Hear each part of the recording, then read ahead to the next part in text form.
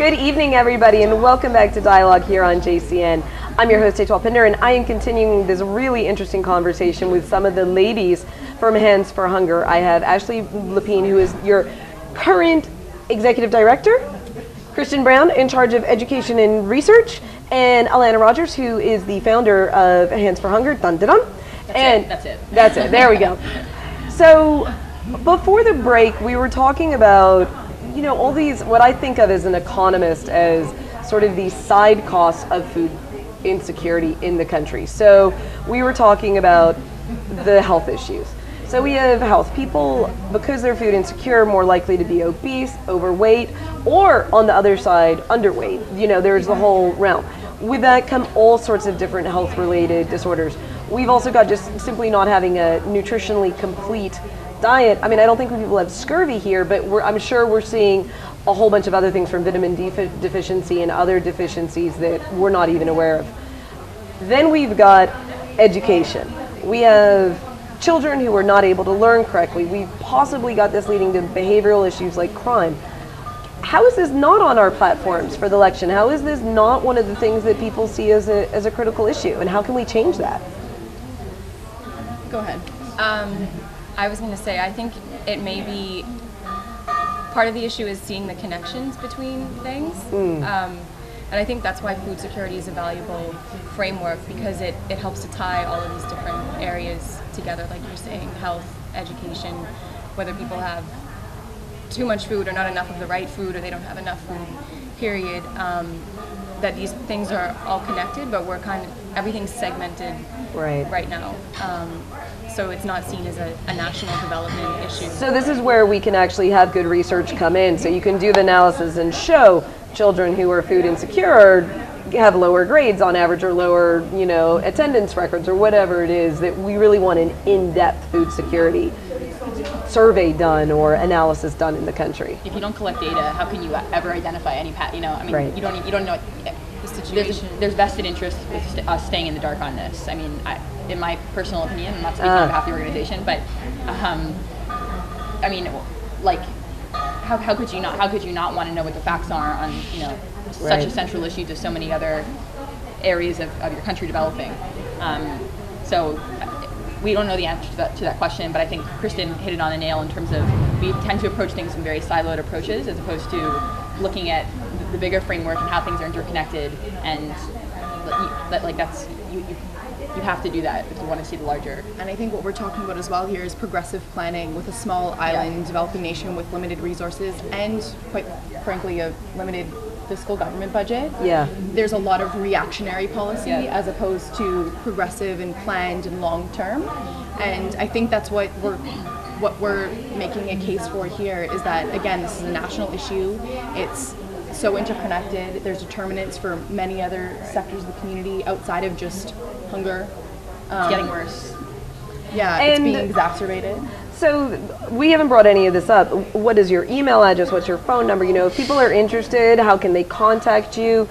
You know, is there a plan to petition, you know, both F&M, the PLP, and the whoever the new Green Party is, whose initials I can't remember right now. DNA, that's right. As a biochemist, you'd think I'd remember that. DNA.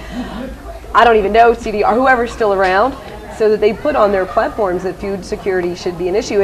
If we're talking that there's at least 40,000 Bahamians who are food insecure, that is truly an issue for all of them, and they're all going out to vote, or they have parents who are going out to vote. So we promise that Etoile doesn't work for us, by the way. You bring up a good point. We're 3 years old as an organization, and like I said, our focus has been on, you know, our operations and setting up our food rescue program. However, we realize that research, education, and arms for advocacy are going to be, because these are not things that can be handled by just like a small organization like us. They take, you know, a multi-stakeholder approach, and they include for sure the government's involvement. So advocacy outside the Good Samaritan law is not something that we have, you know, invested a lot of resources into at this point, but definitely, you know, moving into the future, that's something that you know, we see as a priority. And for example, developing a food security policy, like I was saying, other countries in the Caribbean have, you know, taken the lead on this, and it's all based on the FAO and World Food Program, you know, assessments that were done that suggested that, and CARICOM, and there's lots of information out there that suggests that this should be the path forward. But yeah, there's nothing that's really there's no lobbying group that's kind of going after this right now. So we definitely see ourselves playing. We say we want to see at the table at all conversations that are around this. Yeah, to bring it back to how you can, one, find out more, Elena's talking about some of this information, and again, it's siloed approaches and it may not be readily available to you, but if you are interested in learning more or seeing some of the information that we have collected internally, you can contact us directly here. Etoile's mentioned a few times that we're based on New Providence Community Center on Blake Road. This is where our offices are, and this is where our trucks are kept. Yeah. And so the phone number here is 327-1660. We have a really great, vibrant website as well, www.handsforhunger.org. We have a huge presence on Facebook. Yes. Have we reached officially our 1,000th fan? Woohoo! And so you can find us at facebook.com/handsforhunger as well, or just typing us into the search bar. Or email us, of course, at info@handsforhunger.org, and we'd be really pleased to bring you up to speed with what we already know about food security and where we'd like to be going and how you could play a role. And I'm sure we're going to talk about this in our last segment too, about all the amazing opportunities you have for volunteering and donating your money, not just your time, donating all sorts of wonderful things towards Hands for Hunger. But this really is, democracy in action is one of my pet, I don't want to call it peeves, our lack of democracy in action is one of my pet peeves for the Bahamas. You don't just vote, people. You got to tell them what you want them to do once you voted them in. So tell them that you think food security is an issue and should be raised in the next election. I don't know who you have as your MP, but email him. Put it on his Facebook page, put it on the PLP, FNM, all of their Facebook pages that you think food security is important, along with everything else you think is important, but put food security up there so at least it's included. Because, and I just went and put some gas in my car. And man, it was $5.23 a gallon to put that gas in my car. So I got less than 4 gallons of gas because I had $20, which is just insane to me. And I'm very glad I have a good mile per gallon car. But this has such a knock-on effect for our food prices because, as you said, that over 95% of our food is imported. Gas prices or overall diesel, fossil fuel prices are going to continue rising. So unless they're sailing our food over, we're going to be having a problem. I don't think wind power's going up in cost. But other than that, we're going to have this huge issue with being able to bring things in affordably. So even if actual food prices leveled out around the world when demand and all of that sort of works out, we're still going to be stuck with this higher bill. It seems crazy. I think what we're doing is realizing that, and also through some partnerships with the Ministry of Agriculture, also trying to advocate on their behalf. They have a really great community gardening initiative and backyard gardening program. But again, it's educating Bahamians about this, and this is what Kristen's role is. As Alana said earlier, we're very quickly shifting our focus to making more information available to every Bahamian, and whether that's a backyard gardening packet or about food security or about just Hands for Hunger, we definitely want to be that party, and like Alana said, we want to obviously get the tables for policy development as well. And so, Kristen, are you going into the schools? Has that sort of stuff happened yet, or is that a long way away? I mean, I don't know what level you guys are at with your educational campaigns. No, that's been happening. Fantastic. It's mainly through hunger banquets. Oh, that's right. So you guys just had a hunger banquet, right? St. Andrews or somebody, I don't remember who it was. Life for Key, I don't know, somebody did a hunger banquet. Both. Yeah, both. Most recently was Life for Key. So talk about what this is, because I think this is a really cool concept. And so bring this out, because I think all the schools should be offering this as a really cool way of raising awareness. Tool. Yeah.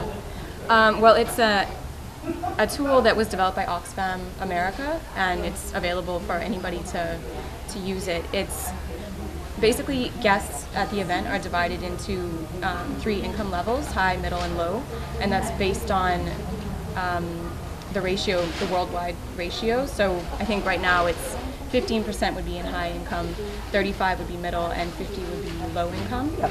And then you're served a meal based on. So is it a sort of a random lottery ticket when you show up? You're assigned. Yeah, you're poor. Mm-hmm. Yep. Okay. Well, it's of circumstance, right? Which is how we're quite frankly born into the world we are. Yep. So like I said, you're served a meal based on that income level. So the high income gets a nice fancy meal that's well balanced. Perfect. The middle income it's a more simple meal. It's like rice and beans, and then the low income is usually just rice and water. And then they have a whole script developed that goes along with it, and you can really cater it to the audience that you're dealing with. And so they could do this as even a school fundraiser for themselves as well. So if you're a teacher, I don't really know which teacher you'd be. Social studies, biology, history, geography, maybe. One of those sort of social sciences, though, or hard sciences with biology, because I think there's a good stuff there with hunger too. But look them up. I'm sure that they can contact you guys for more information, and you can put them onto the Oxfam packet or project, whatever it is. And what Kristen's done a good job of doing as well is tying in what Bahamian statistics we do have to make it resonate with our communities at home. So not only you're seeing this great scope of indicative of the world hunger crisis. So the majority of people who quite frankly don't have enough. But there's also tying it back to home and how that relates to what's going on here in the Bahamas. You got it. Yeah. No, and it's great. And I do a lot of work with BREEF, the Bahamas Reef Educational Environment Foundation, and their whole point is that education is the key. If you really want to see, as you said, long-term planning as opposed to having this reactionary, they want to do something bad, we're going to advocate for something good. But this concept of getting children of all levels to really learn these lessons, they take it home to their parents, they spread it to their friends. I think it would be so great if next year we could say that it's not just 2 schools that have done this, but there's 10 schools, and then can keep on increasing it. So again, if you're interested in this sort of thing and you're a teacher or you're a student and you want to get this kicked off at your school, please contact Hands for Hunger at all those great things.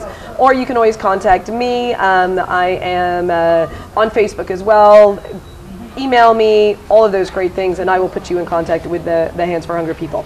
We're going to take another quick break, but then when we come back, we are going to be talking about the good side of food, their upcoming fundraiser, which is this incredible event, Paradise Plates, which is going on in May. So come back and learn some more about how your palate will be very happy at this event. Come back with us.